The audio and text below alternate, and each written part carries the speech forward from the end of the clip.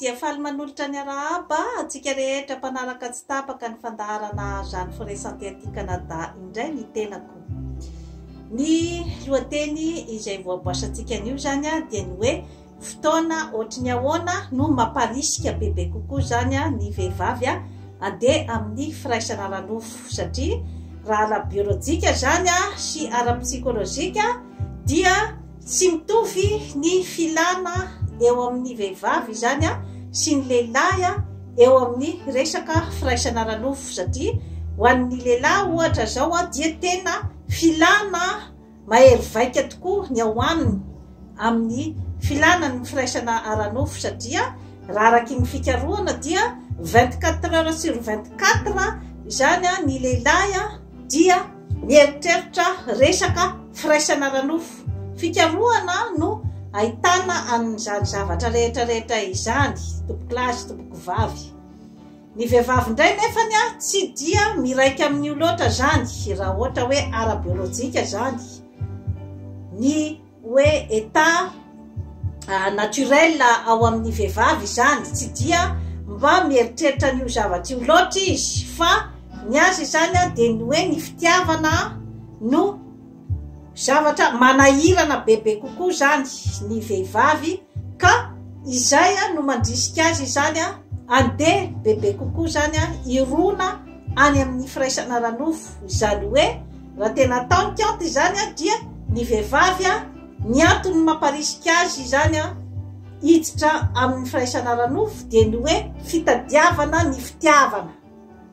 Izany hoe izay zany no entin'ilay vehivavy zany ohatrany hoe angalana ny fitiavana avy any amin'ny lehilahy dia ny fanoloran'ny tenany ao amin'ny firaisana ara-nofo.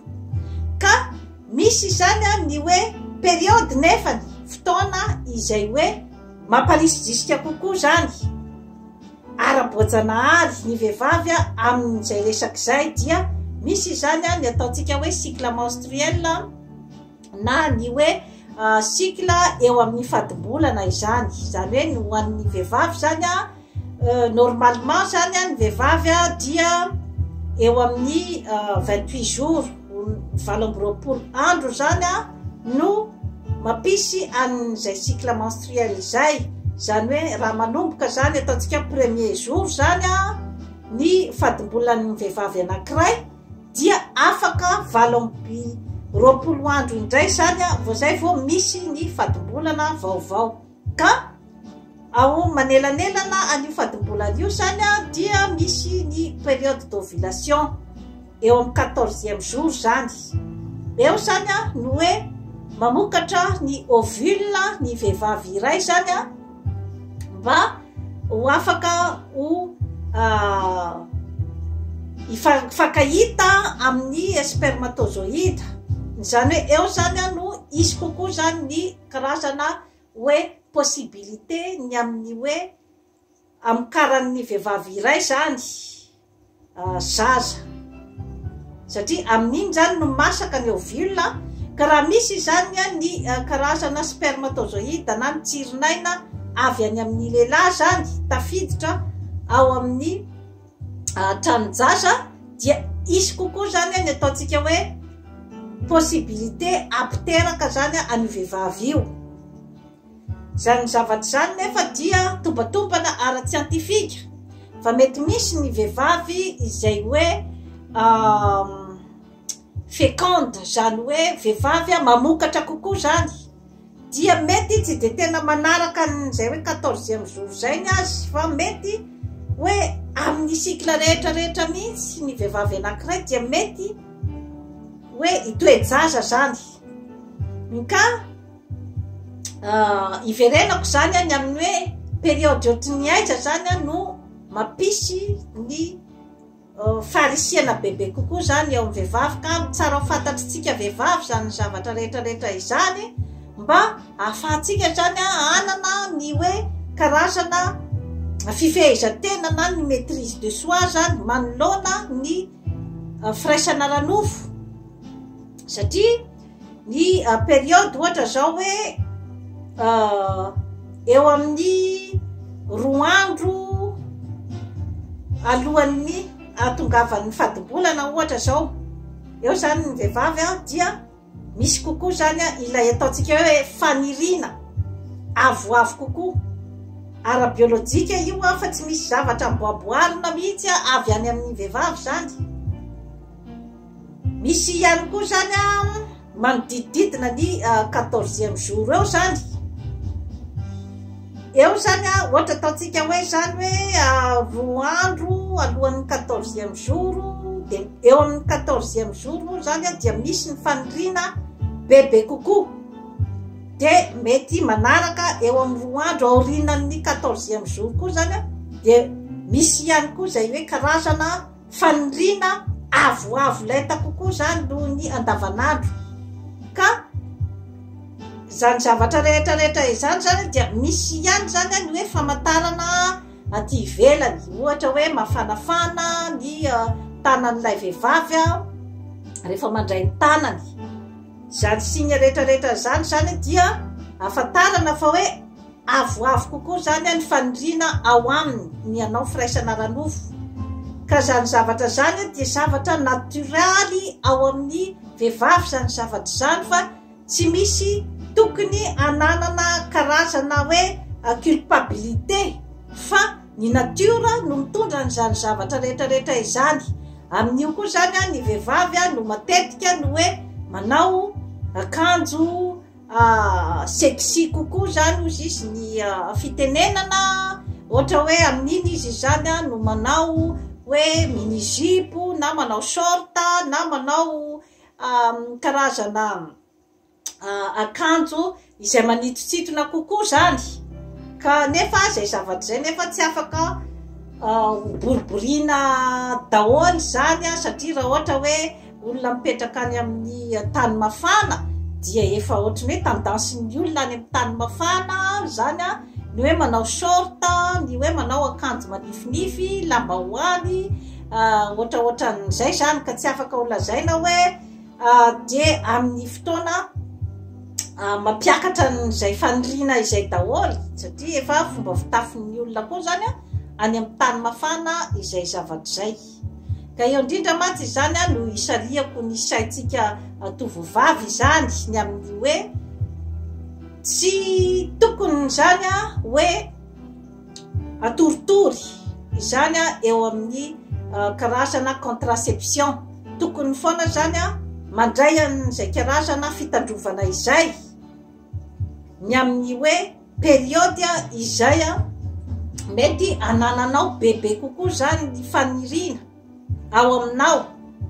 Dia efa niteneniko teto moa zany ny hoe ny resaka ny fitandrovana tsara indrindra ohatra dia ny fampiasana ny condom, satria ny raha ohatra ho an'ny vehivavy izay mbola tsy tafiditra ao anatin'ny tokantrano ohatra dia tsaratsara mampiasa ny condom, satria ny condom zany sady miaro amin'ny aretina avy amin'ny firaisan'ny lahy sy ny vavy, no miaro ihany koa zany amin'ny voka. Ireo karazana fambara ireo zany dia tadidio fa efa misy ihany koa zany ny hoe fantatry ny lehilahy indrindrandrindra zany ny lehilahy efa zatra mpiaraka amin'ny vehivavy zany dia mahafantatra n'ireo karazana hoe signe ireo. Ka amin'iny zany no mety anararaotany ny fisariana anao amin'ny firaisana ranofo. Ka eritrereto tsara ny tovovavy zany izay karazana hoe toejavatra izay, satria mety tsy hanana ianao zany ny karazana maîtrise de soi, fa mety hoe tany-panirina be loatra ianao zany dia ho tafatsirofaka ao anatin'ny ataontsika zany hoe haraton'ny firaisana ranofo izay rehefa avy eo anao hoe fa ahoana moa no natafidirako tao anatin'iny fihetsika iny. Zava-mitranga daholo zany zavatra rehetrarehetra izany amin'ny fiainan'ny mpifankatia. Ka eo matetika koa zany no misy an'ilay hoe zaza tsy nirina ohatra, satria mafy loatra ny karazana fanirina tao amin'ny lehilahy sy ny vehivavy zany. Ka tadidiontsika zany ry tovovavy fa isika no mila mijery amin'izay lafiny rehetrarehetra izay. Isika no mila mijery ny lafiny amin'ny contraception na ny hoe fanabeazanaizana. Isika no mila mitsinjo ny amin'izay hoe raha bevoka eto aho zany de inona moa zany no ataoko? Ity lehilahy ity ve olona vonona ny anambady ahy tadidio fa ny azy a de ny hoe rehefa manana ny faniriana izy a izay ambonimbony kokoa noho ny anao vehivavy de ny tanjona izay kendreny dia ny azo ny firaisana ranofo avy any aminao. Fizy tsy izy no andeha hieritreritra ny contraception tokony ataonao. Tsy izy no andeha hieritreritra hoe raha ohatra moa zany ianao bevoka rehefa avy eo de inona no atao. Tsy izy ny eritreritra n'izany zavatra rehetrarehetra izany fa ianao ry tovovavy zany a no mila mijery an'izay a toe-javatra rehetrarehetra izay. Ary rehefa manana ny toe-tsaina ohatran'izay ianao zany a dia zay no apisy bebe kokoa ny hoe fanitonana avy any aminy sy ny considération avy any aminy mba hiditra lalindalina kokoa zany a eo amin'ny fifankatiavana maharitra. Satria amin'iny zany no ahitany ianao a fa hoe ianao zany olona afaka mijery tsara zany a ny hoavin'ny fifankatiavanareo, ary afaka koa zany a manana ny maîtrise de soi amin'izay hoe zavatra mety asolafaka anareo, ary efa tarataratry ny hoe fomba fiainanareo raha zay zany a izay karazana hoe fitandremana avy any aminao zay, ny fitsinjovana ny hoavy, ny fitsinjovana ny tokantrano, ny fitsinjovana ny fiainanareo sy ny izay projet ataonareo. Ka eo indrindra maty zany a no hoe isitomako foana ny saintsika vehivavy, ny hoe isika no tokony hitondra ny zavatra rehetra amin'ny fifankatiavana. Zay tsy midika hoe ianao no lohany amin'ny tokantrano, apetrao amin'ny plasiny tsara ny lehilahy amin'izay mahalohany tokantrano azy zay, fa ianao no tendany mampiodina ny lohany avy atokavia sy akavanana. Zay a no mapetipety kokoa, fa satria ny azy a dia ny ao anatin'ny sainy ara-biolojika dia ny faniriny aloha ny azy no mandeha aloha, ary ny anatanterahany an'iny faniriny iny ao anatin'ny fafinaretana. Tadidio say tovovavy fa ny akoatran'izay ianao mila mamisavisa ny zavatra rehetrarehetra mety hitranga aorinan'ny zay zavatra ny fanaovanareo teo. Ka tadidio tsara zay ry tovovavy, satria rehefa entaniny fitiavana be loatra ary entaniny karazana fanirina izay tany saiko teo zay, zavatra ara-biolojika ara-natoraly zany zavatra rehetrarehetra izany a, fa tsy misy tokony zany hoe ampieritreritrana ny amin'ny hoe nahoana re zaho no nanaiky ny zavatra toy ireny, fa indraindray zany a misy zavatra mety tsy ho voatananao ny ara-biolojika ao aminao zany. Ka izay a no mila ahafantarana tsara zany hoe ahoana ny fombafomban'ny lehilahy, ahoana ny fombafomban'ny vehivavy manoloana ny firaisana ranofo. Dia toy izay sy toy izay indray tompoko lahy sy tompoko vavy no azona tolotra anao anio, manaova abonnement amin'ny Jeanne Forêt Santé aty Canada fa hanatsara ny fiainanao. Bye bye.